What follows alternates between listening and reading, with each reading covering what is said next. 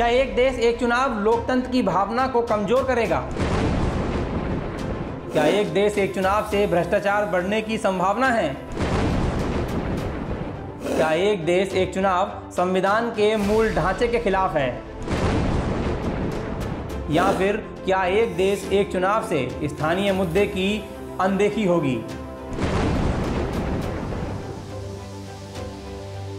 और इन सभी सवालों का एक ही जवाब है, नहीं।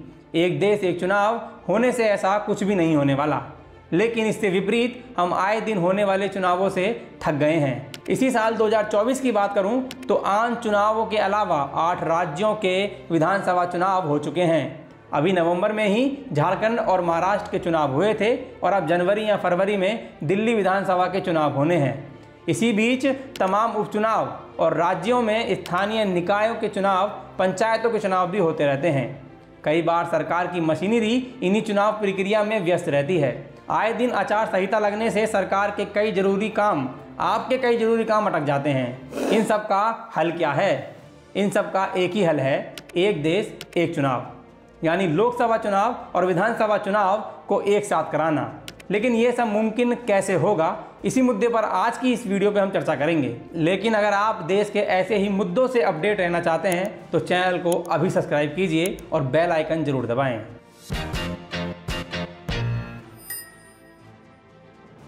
मंगलवार यानी 17 दिसंबर 2024 को एक देश एक चुनाव के लिए संशोधन विधेयक लोकसभा में पेश किया गया।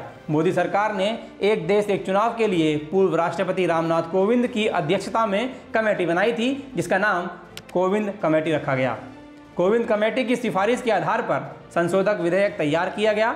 2 सितंबर 2023 को बनी रामनाथ कोविंद कमेटी ने 191 दिनों तक तमाम राजनीतिक दलों, चुनाव और संविधान से जुड़े विशेषज्ञों, कारोबार और समाज से जुड़े हुए संगठनों से विचार विमर्श के बाद अपनी रिपोर्ट तैयार की। इसके लिए उन्होंने 65 बैठकें की। इन सब के आधार पर 21 वॉल्यूम में 15 चैप्टरों की 18,626 पन्नों की रिपोर्ट तैयार की गई, जो इस साल 14 मार्च 2024 को राष्ट्रपति को सौंपी गई। करीब 3 महीने पहले मोदी कैबिनेट ने इस उच्च स्तरीय कमेटी की रिपोर्ट की सिफारिश को स्वीकार किया और उसी के आधार पर संविधान संशोधन विधेयक तैयार किया गया। मोदी कैबिनेट से मंजूरी के बाद इसे मंगलवार यानी कि कल संसद में रखा गया। लेकिन अच्छे कामों को रोकने के लिए जैसे सतयुग में राक्षस आते थे, वैसे ही कलयुग में कांग्रेस और समाजवादी पार्टी के लोग आते हैं। कांग्रेस, समाजवादी पार्टी समेत सभी सांसदों ने इसका धमाकेदार विरोध किया। बिल को फिलहाल ज्वाइंट पार्लियामेंट्री कमेटी यानी कि जेपीसी को सौंप दिया गया है। जेपीसी से निकलने के बाद बिल संसद में आएगा और फिर इस पर बहस होगी। एक देश एक चुनाव से जुड़ी बारीक बातों को जरा आसान भाषा में समझाता हूं, लेकिन उससे पहले ये समझिए कि एक देश एक चुनाव की योजना किन किन देशों में लागू है। फ्रांस, स्वीडन, कनाडा, दक्षिण अफ्रीका, जर्मनी और इंडोनेशिया जैसे देशों में भी एक देश एक चुनाव सफल रूप से पहले से ही लागू है। और फ्रांस में तो हर 5 साल में नेशनल असेंबली के साथ साथ राष्ट्रपति के लिए चुनाव भी कराए जाते हैं। तो ऐसा नहीं है कि एक देश एक चुनाव सफल योजना नहीं है। तो चलिए अब बात करते हैं तर्कों की। एक देश एक चुनाव का विचार पहली बार सामने नहीं आ रहा है। 1951-1952 में जब देश में पहली बार चुनाव हुए थे तो लोकसभाओं और विधानसभाओं के चुनाव एक साथ ही कराए गए थे। 1957, 1962 और 1967 तक एक देश एक चुनाव का सिलसिला चलता रहा था। लेकिन फिर 1967 के चुनाव में कांग्रेस को सबसे बड़ी चुनौती मिली। इसके बाद कई राज्यों में कांग्रेस विरोध तेज हो गया। इसके बाद कांग्रेस के कई नेता टूटे और विपक्षी दलों ने मिलकर अपनी अपनी पार्टियां बना ली, या फिर ये कहें गठबंधन बना लिए और कांग्रेस की सरकार गिर गई।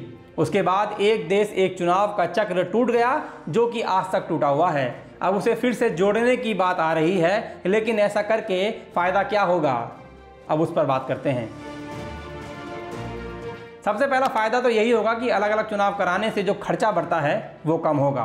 इससे देश पर वित्तीय बोझ कम होगा। एक देश एक चुनाव पर बनी कोविंद कमेटी के अध्यक्ष रामनाथ कोविंद ने अर्थशास्त्रियों के हवाले से दावा किया है कि एक देश एक चुनाव से देश की अर्थव्यवस्था की जीडीपी कम से कम 1 से 1.5% बढ़ जाएगी। आए दिन होने वाले चुनावों में आचार संहिता लगने से विकास के काम रुक जाते हैं, वो नहीं रुकेंगे। विकास कार्यों में तेजी बनी रहेगी।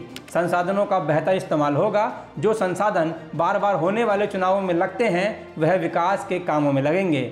लंबे समय तक की नीति पर फोकस रहेगा। चुनाव में फ़ायदा उठाने के लिए जो कम समय की नीतियां बनती हैं उसकी बजाय लंबे समय की दूरदर्शी नीतियां बनेंगी।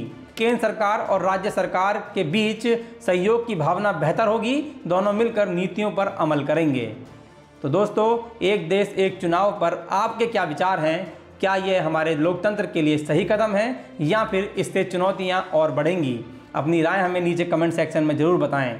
अगर आपको हमारा वीडियो पसंद आया हो तो वीडियो को लाइक करें, शेयर करें और सब्सक्राइब करना ना भूलें। हम आपके लिए ऐसी ही वीडियो लाते रहेंगे।